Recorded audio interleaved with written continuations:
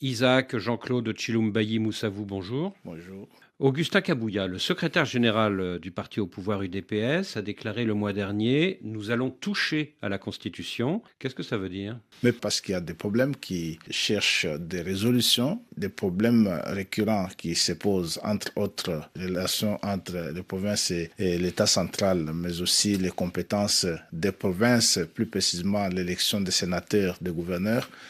Ces problèmes ne peuvent pas faire l'objet de révisions. S'il faut améliorer le fonctionnement, il faut changer la Constitution parce que c'est des situations verrouillées par l'article 220 de la Constitution qui refuse d'être modifiées. Cette fois-là, si nous voulons parfaire le fonctionnement des institutions provinciales et des entités territoriales décentralisées, il faut donc changer de Constitution parce qu'il n'y a pas possibilité de modifier. Alors, il y a un autre point qu'on ne peut pas modifier par une simple révision, c'est la limitation du nombre de mandats présidentiels. Le nombre de mandats présidentiels, oui. Est-ce que l'objectif est aussi d'offrir un troisième mandat à Félix Tshisekedi? Pas forcément. Si l'une des conséquences serait, par exemple, que le président se représenterait, et ça ne peut être que le choix du peuple souverain qui déciderait de modifier ou de changer sa constitution. Ce n'est pas ça le leitmotiv. Donc, il y a toutes ces choses-là qui veulent, par exemple, que nous ayons une nouvelle constitution parce que pour les améliorer, il n'y a pas moyen de modifier l'actuel. Alors, dans le gouvernement actuel, il y a des ministres comme Didier Boudimbou qui plaident ouvertement pour que Félix Tshisekedi ait le droit de briguer un troisième mandat en décembre 2028. Est-ce que vous êtes d'accord avec lui? C'est un vœu. Tant que la guerre n'est pas terminée, il est clairement notable que l'on ne peut pas aller à une élection dans les conditions d'une guerre qui a poussé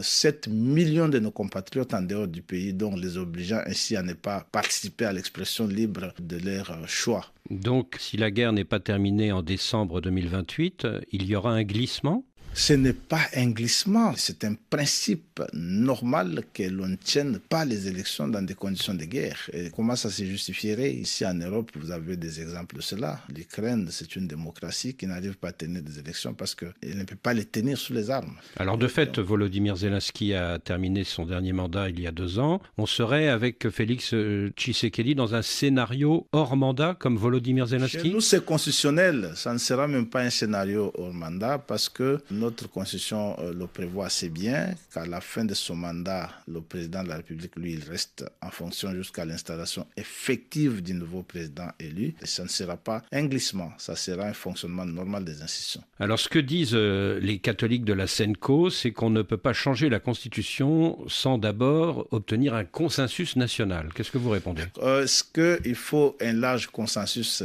national pour changer la constitution? Oui, il faut un très large consensus qui doit éventuellement passer par la représentation nationale, donc le Parlement, c'est ce qui est prévu dans notre Constitution, 3/5 des députés siégeant au Congrès, soit alors par la consultation directe du peuple souverain, c'est ça le large consensus national. Ce n'est pas un large consensus national qui se ferait avec les prêtres catholiques et les politiciens qui ont récolté 800 et 600 voix aux dernières consultations.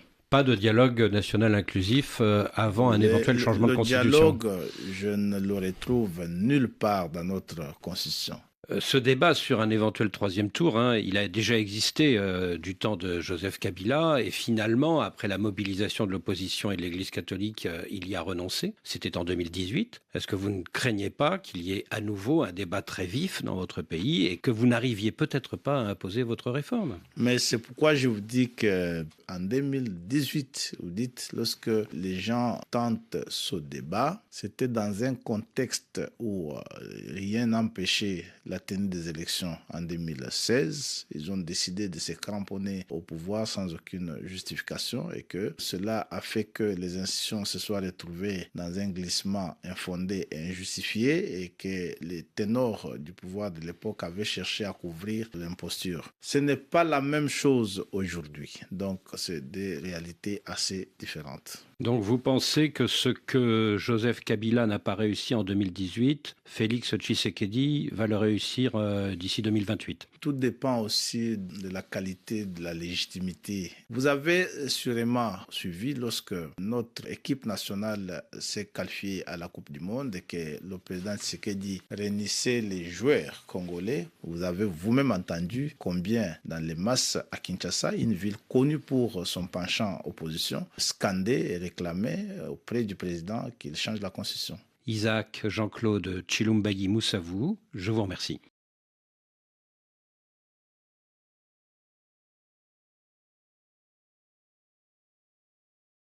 Je pense que c'est un tabou.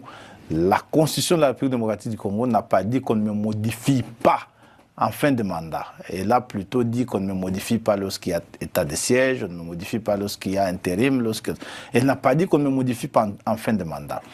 Elle a fait l'objet d'une modification. En 2011, c'était exactement en fin de mandat. Parce que le mandat s'est terminé en 2011 et l'élection s'est terminée en 2011. On l'a modifié en 2011. Ça signifie que logiquement, on peut la modifier en fin de mandat, ça ne pose aucun problème. Encore qu'en 2011, on l'a modifié même dans son versant, je dis toujours le plus radical. On a touché jusqu'à l'article 220 qui consacre des matières verrouillées, là où la Constitution dit qu'on ne les modifie pas. Donc ça ne pose aucun problème. Moi, je suis très à l'aise comme Congolais. Si je me lève, je dis qu'il faut modifier la Constitution parce que je n'aurais offensé personne. Vous comptez prendre l'exemple sur Kabila et modifier la Constitution à la fin. J'ai dit que ça n'offense personne. Oui, non, vous prenez l'exemple sur Kabila. C'est régulier, c'est constitutionnel. Vous avez des gens qui vous disent on veut changer de la Constitution. C'est quelle infraction si on veut changer de la Constitution? Si quelqu'un, un Congolais, exprime le vœu qu'il faut changer de la Constitution, où est-ce qu'il est dit dans notre Constitution qu'on ne change pas de la Constitution? Non, c'est votre droit. Mais est-ce que ce n'est pas une manière de paver la voie vers un troisième mandat du président? Pourquoi est-ce que les gens pensent que c'est pour avoir un troisième mandat? Et si le peuple veut qu'il modifie cette constitution pour avoir un troisième mandat, c'est quelle offense? Et alors, en ce qui concerne... C'est souverain.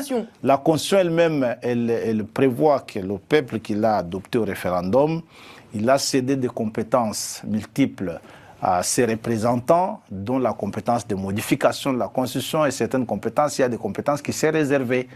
Lorsque, par exemple, il dit que pour la cession ou la jonction du territoire, il faut revenir vers moi, le peuple souverain, ça, il se l'est réservé.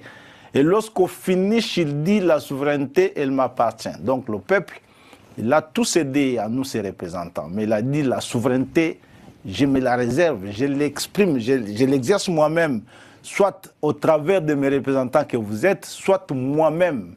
Et dans quel contexte le peuple peut exprimer sa souveraineté si ce n'est pas dans le changement de la Constitution? Il peut le faire, et c'est constitutionnel, c'est démocratique. Est-ce que vous comprenez tout de même les doutes, les accusations de l'opposition en ce qui concerne cette intention de briguer un troisième mandat? C'est des accusations fantaisistes, madame. Mais lorsque nous observons des apparitions des membres de la majorité, notamment donc Augustin Kabouya,